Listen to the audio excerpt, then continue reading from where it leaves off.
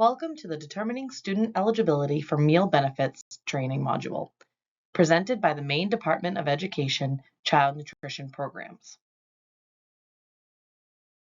In this presentation, we will go over the three types of determining eligibility.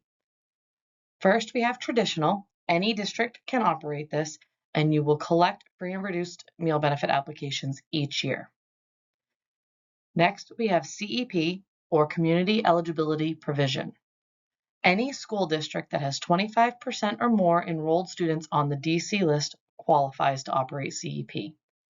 If you operate this provision, you are not allowed to collect meal benefit applications. Finally, we have Special Provision 2.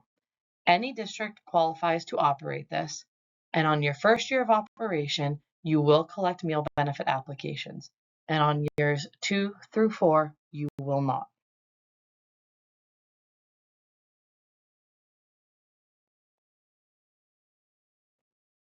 In order to claim federal reimbursement for free and reduced student meals, you must have proper documentation of student eligibility. So what is proper documentation? As you see here, this is an example of a free and reduced meal benefit application. You need to ensure that you are using the current year application, and it must be available to all households. Only one application per household needs to be submitted. Families cannot be required to complete an application. If you have a need for applications in a different language, USDA does offer translated applications. Along with the meal benefit application, a letter to households needs to be sent out. This needs to be distributed at the start of each school year, basically anytime after July 1st. This letter explains to families how they can apply for meal benefits. It also explains to them the importance of filling out the application and how it will be used. Sample letters are available on the Child Nutrition website. We offer sample for pricing schools and non-pricing schools.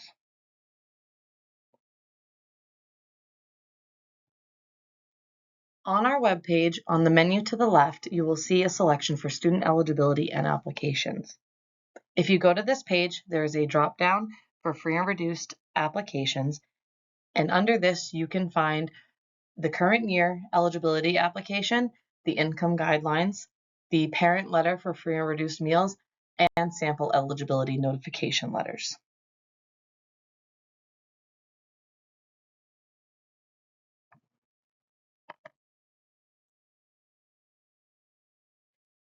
The Maine DOE has formed a partnership with NutriLink to provide online applications for Maine school districts. This is available to all schools at no charge. If choosing to use this option, paper applications still need to be available to households. If you are interested in this option, please email Sarah Platt with any questions.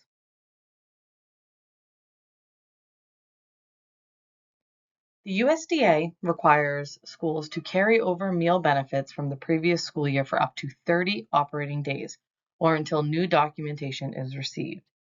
This gives families time to fill out the application without the risk of losing benefits. Remember, this is operating days, so any holidays or weekends do not count. As soon as you receive a new application or find a student's name on the DC list, though, this will supersede previous eligibility. Ways to determine free and reduced eligibility. Free and reduced meal applications. These would be approved based on either income or categorical. The direct certification list, and then the migrant, homeless, or Head Start list.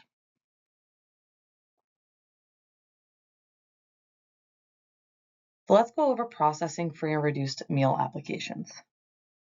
Applications should be processed and families notified about the results as soon as possible, but no later than 10 operating days after the application has been received.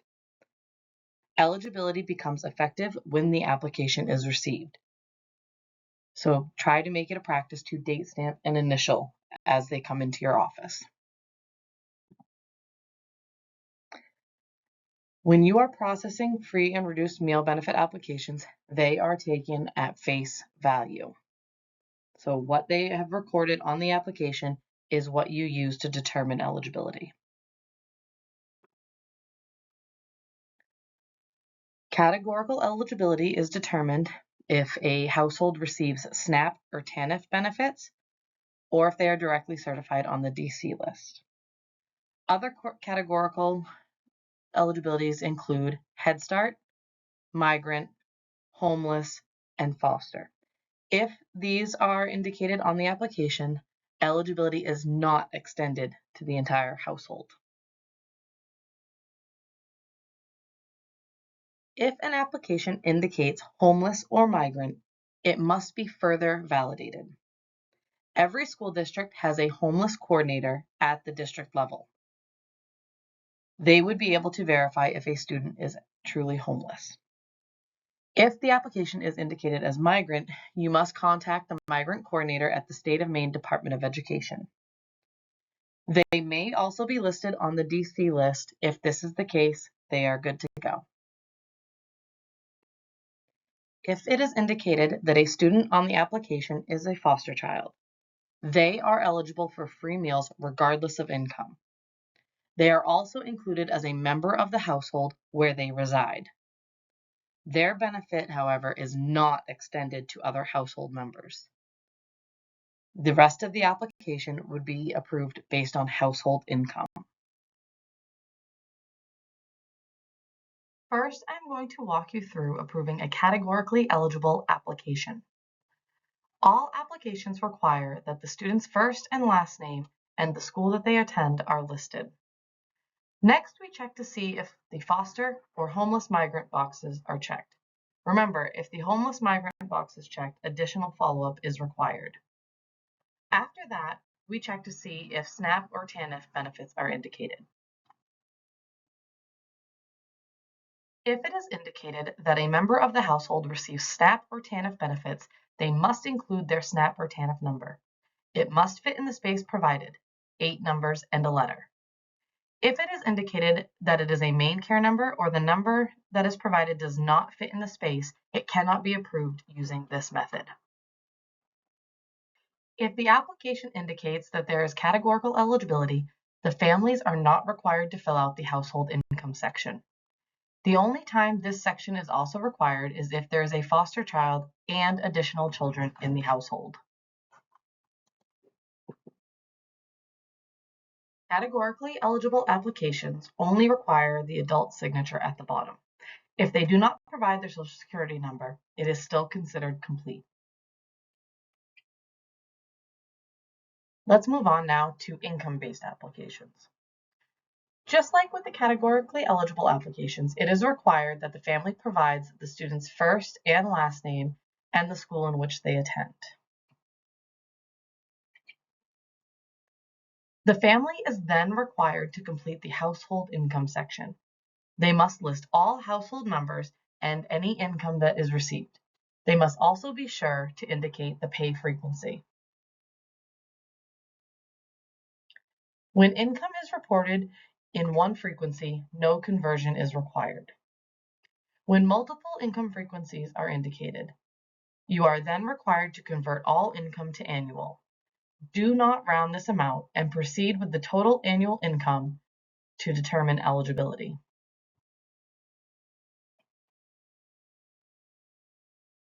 Here is a look at the 2025-2026 income guidelines. No matter what pay frequency you need to use to determine eligibility, we have it included on this chart.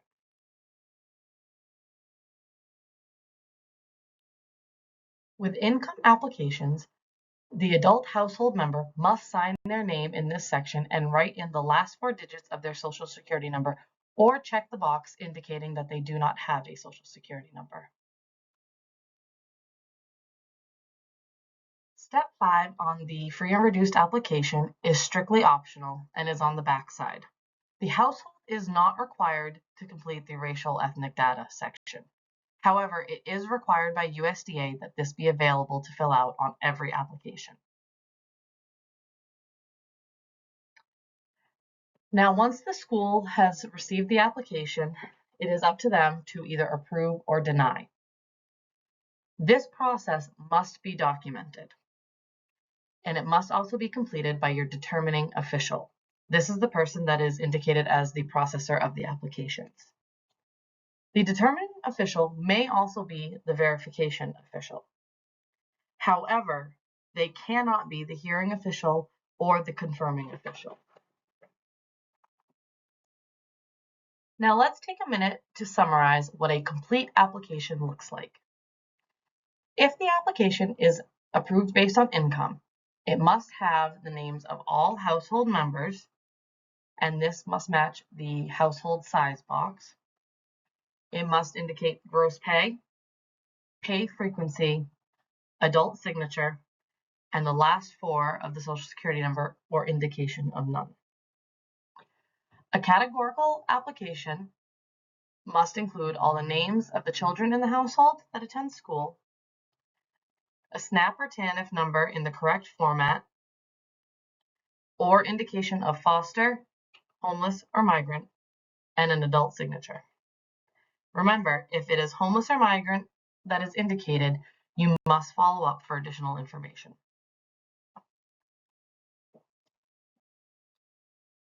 So what do you do if you have a transfer student? When a student transfers schools throughout the year, their eligibility transfers with them. If they were approved based on application, you will want to request a copy of their free or reduced application from the previous school. Make sure you double check and sign off that it is approved correctly. You can also search for the transfer students on the DC list.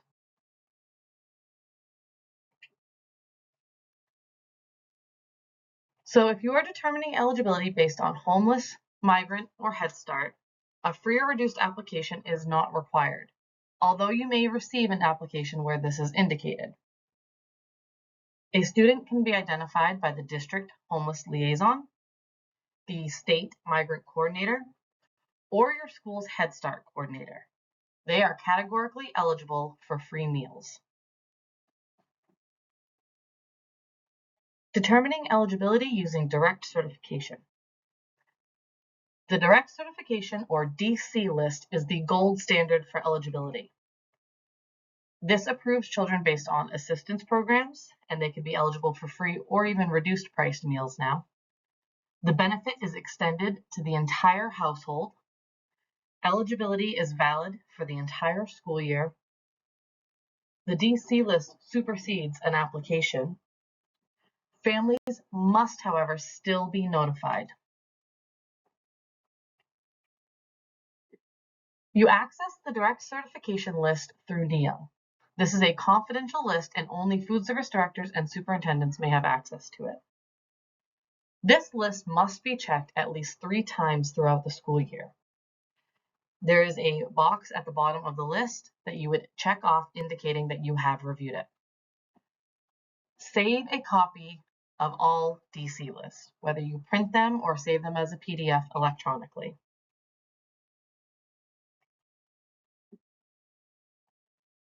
Here is a clip of what it looks like accessing the DC list via NEO. If you do not have access and you need it, request access through the MEDMS help desk.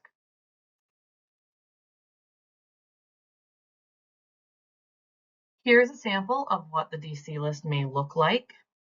You have the student's name, you have their birth date, and there's an indication of how they were determined to be categorically eligible.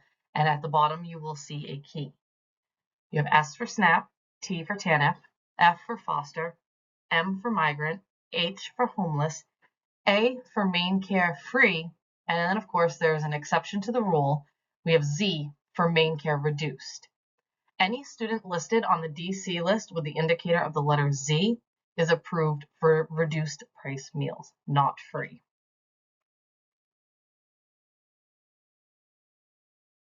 So remember, the duration of eligibility lasts as soon as you have determined eligibility, whether via the DC list or an application. It is good for the entire school year and the first 30 operating days of the next school year, or until a new application is received. Changes in eligibility can occur anytime throughout the school year. Applications can be submitted anytime. However, they are not required if there is a change in income. If there is an increase in benefits, the change must take place in the system within 3 days. However, if there is a decrease, they are given 10 days before they receive a reduced benefit. All households that submit an application or are determined eligible based on the DC list must receive a notification of either eligibility or denial. This can be done via email, phone call, or letter. We do have a sample letter available on our website. If you use an email or a phone call, be sure to document when this took place or save a copy of the email. Verification. Verification is the required process of confirming eligibility for free and reduced meal benefits. First, you have the application approval. Remember, this is taken at face value. And then we move into the verification process where we confirm income reported on the application. There is a specific timeline to follow, and the verification process is reported in CMP Web. We do offer verification training annually, either in person or via a webinar recording.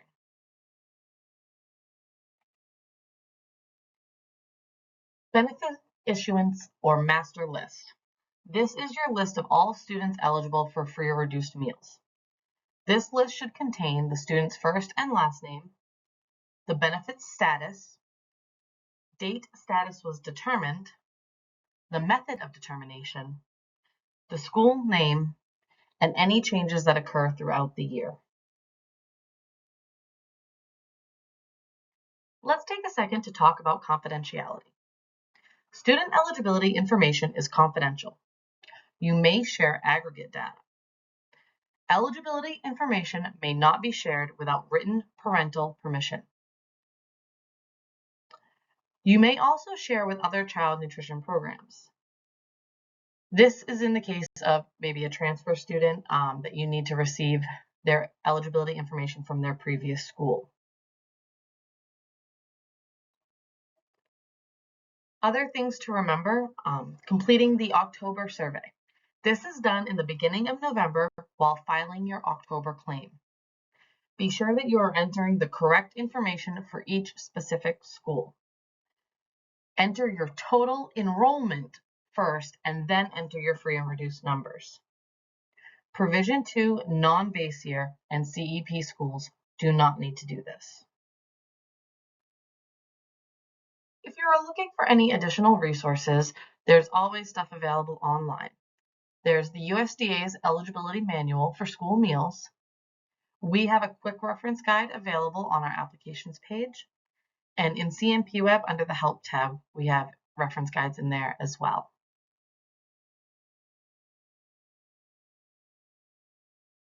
Thank you for watching this training module. And as always, you can find us online at maine.gov/DOE.